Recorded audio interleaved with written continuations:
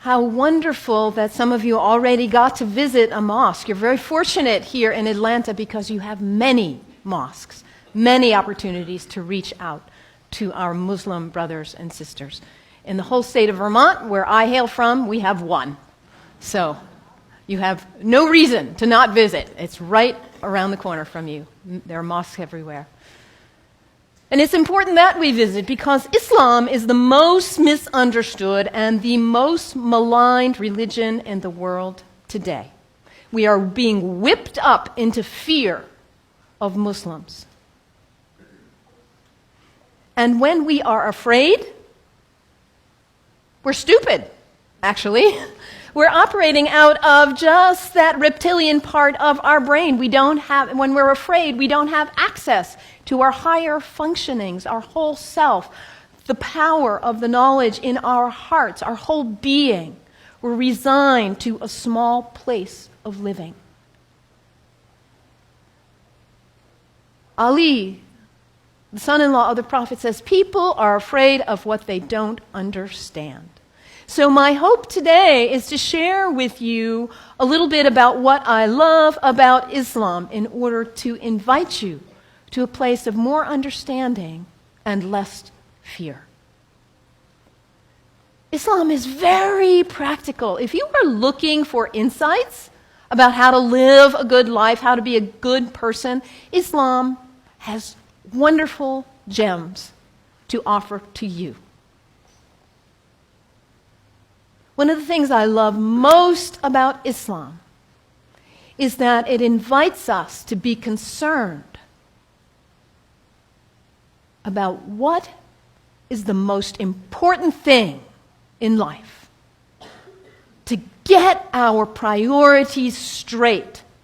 What is it for you?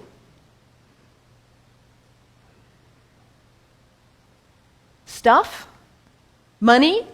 Power, prestige, family, kindness, service, love, art, compassion. What is it for you? If you get nothing else out of today, take that one question and live into it. And if you don't know the answer yet, find out. What is it for you? What's most important? In Islam, the answer is very clear. La ilaha illallah, Muhammadan Rasulullah. There is nothing but the source. God, the one. How did you say it, Anthony? That love which is greater than we can know. That's what matters. And Muhammad is his prophet. Is the prophet of love. La ilaha illallah, Muhammadan Rasulullah. And the thing about us humans, when we get that clarity, we know what's important. What do we do with that?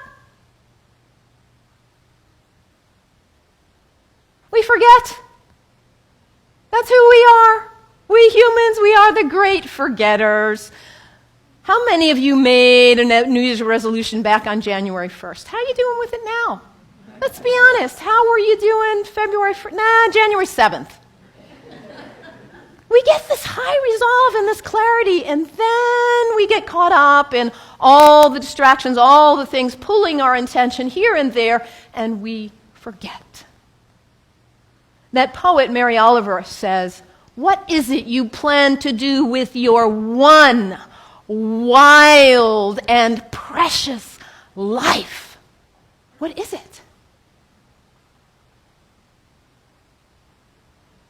In order to not waste our life, we need to regularly hit that reset button, come on back to center, to our heart, to what we know is really why we are here, what we know is really important.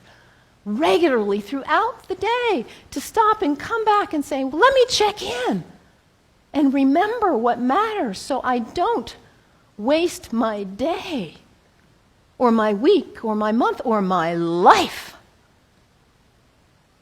And for Muslims, this is prayer, salat. It is the second pillar of Islam. The first pillar, la ilaha illallah, to know what matters. And the second pillar is to hit that reset button in order to regularly come back to center and remember what really matters. And for Muslims, this is not an activity in the head. It's an activity of the whole body. Allah Akbar, Allahu Akbar. Bismillah ar-Rahman ar-Rahim. Alhamdulillah, Rabbil Alameen. Ar-Rahman ar-Rahim. Malik Yawmiddin. Iyyaka na'budu wa iyyaka nasta'in. As-siratal mustaqim. Siratal ladhina an'amta 'alayhim. Ghayril maghdubi waladdallin. Amin. Allahu Akbar. Allahu Akbar. Allahu Akbar.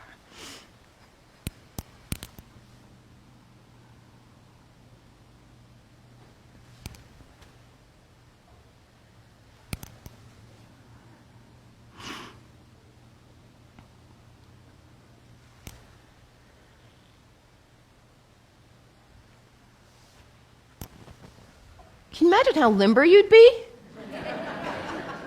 if you did that 17 times a day? And it's done in the direction of Mecca, northeast, more or less. To hit that reset button in order to come back, to hear that voice still and small, like we just sang about, to come back to what matters. So practical. I love that. The second pillar of Islam. Islam also reminds us to always be concerned about those who are less well off than ourselves. Over and over in the Quran it says, be concerned about the widows and orphans. Be generous. I brought some soup as a symbol of generosity, giving, donating to food banks, giving to people who need food. I think about Muhammad almost like a spiritual, a social genius. He himself was an orphan. By the time he was 6 years old, he had already lost both his parents. He knew marginality. He knew it. And what happens when there is imbalance in a society where there are some who have a lot and some who don't have enough? What happens here? Those who don't have enough are suffering, aren't they? Out of their lack of nutrition, food, healthcare, hygiene, educational opportunities, they suffer. And in their suffering, they may experience illness. Their illness doesn't stay there, does it? It spreads to the rest of the people. And in their need, they may choose to engage in criminal activity just to try to put food on the table. And that destabilizes the whole society when you have some without and some with too much. And what about the people with too much? Greed is spiritual bankruptcy. We cannot know well-being in our hearts when we are surrounded with too much while others are suffering. It creates instability. And Muhammad, peace be upon him, he was a spiritual genius, saying, let's bring it back into balance. Let's give. Let's be generous. And this is the third pillar of Islam, zakat, generosity. I love that about Islam. And I love, too, that Islam invites us to take a break from our habits. We humans, we're habitual creatures. We just are. We do something once, we do it again, we do it again. We just do. How many of you are sitting in the same seat you always sit in today? That's okay. Nothing wrong with that. We're creatures of habit. And if the habit's the good one, like brushing your teeth, wonderful. It strengthens you. Your habits can raise you up to give you strength and clarity to live your life on purpose with integrity. Or your habits can pull you down.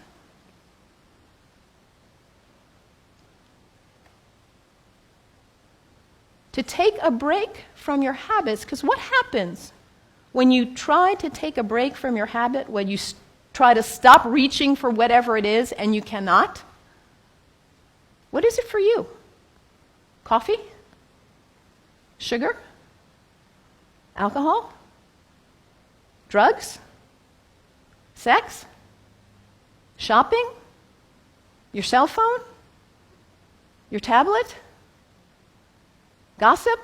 What is it for you, this behavior that you're caught in? You know it's not worthy of your best self, and yet there you are. It's addiction, isn't it? When we can't stop reaching for it, we can't stop doing it. And yet your life is so valuable, you matter. And to live your life on purpose and to cultivate the habits that raise you and strengthen you so you can be your most beautiful, best, loving, caring, giving self. So to take a break from your habits so you see who's in the driver's seat in your life. And put yourself back in the driver's seat. Whatever it is for you. There are other people in this room who have also struggled with addiction in this way and who have overcome it. You can get help. You can do it. Your life matters. It's valuable. This is the next pillar of Islam, fasting. Fasting not just from food, but fasting from other activities and behaviors as well. And when we fast from food in particular, and it says over again and again in the Quran, fasting is good for you if you only knew. Because we put too much in our bodies, don't we? We stress them. We overeat and put junk. And we don't honor the beauty of ourselves. And also, when we fast, hunger is not a theory in the head, it's an experience in the body when we fast from food, that feeling. And then when you see somebody else on the street who is begging, it's not a theory. You feel empathy because you know what hunger feels like. It's harder to close your eyes and walk right on by. Muhammad, that spiritual, social genius, to create harmony and stability in society. The fourth pillar of Islam, fasting, taking a break from your habits. So practical, I love it.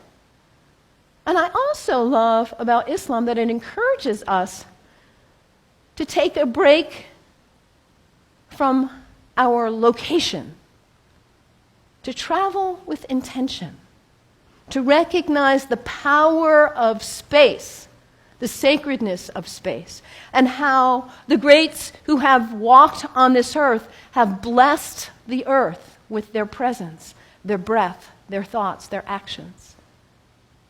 I know you are on the verge of a major decision about this sacred space for you. You have made this place sacred by your presence here. And as you perhaps choose to move on, you will perhaps make a new place sacred by your use and your love. The earth is sacred. Our places are sacred.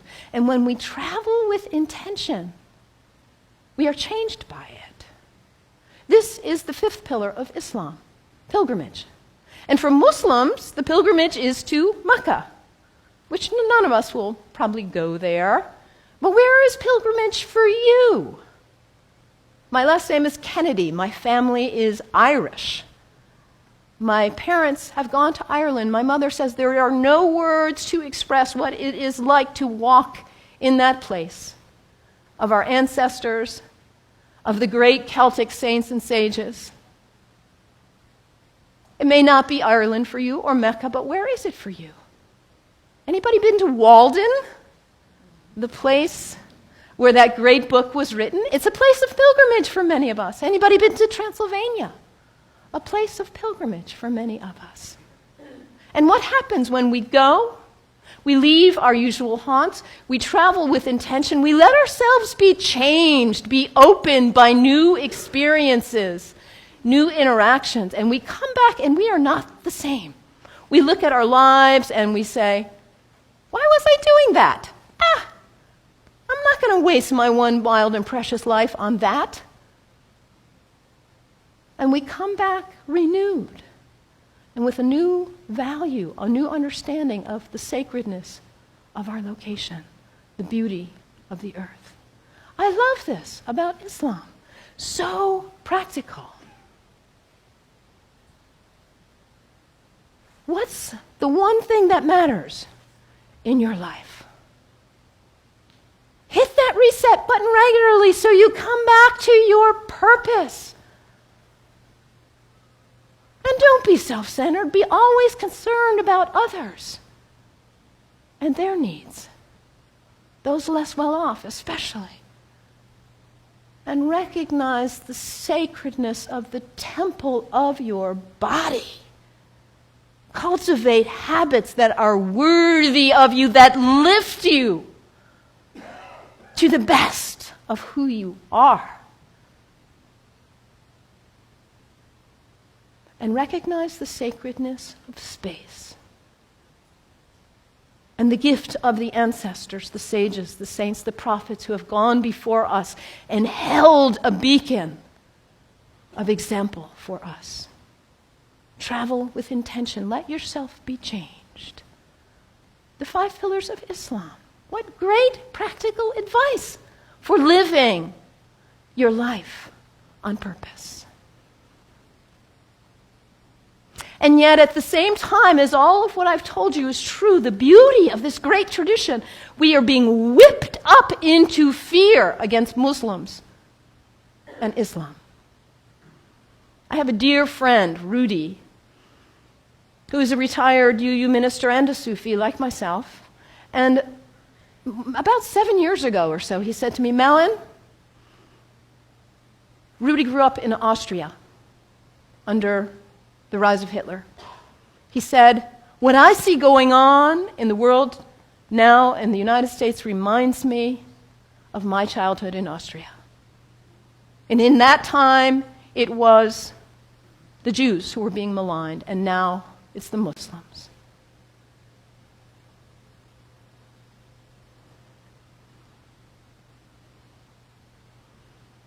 Hermann Goering, the right-hand person of Hitler, a Nazi. In the Nuremberg trials, he said something like this: the people do not want war. That's a given. But the people can be brought to the bidding of their leaders. It works the same in all countries, whether it's a dictatorship, a democracy, socialist, doesn't matter. All you have to do is convince the people they are under attack, make them afraid, condemn the pacifists for being unpatriotic, and the people will come to the bidding of their leaders. We're in the midst of such a time. People are afraid of what they don't understand. I implore you, do not fall for this ruse.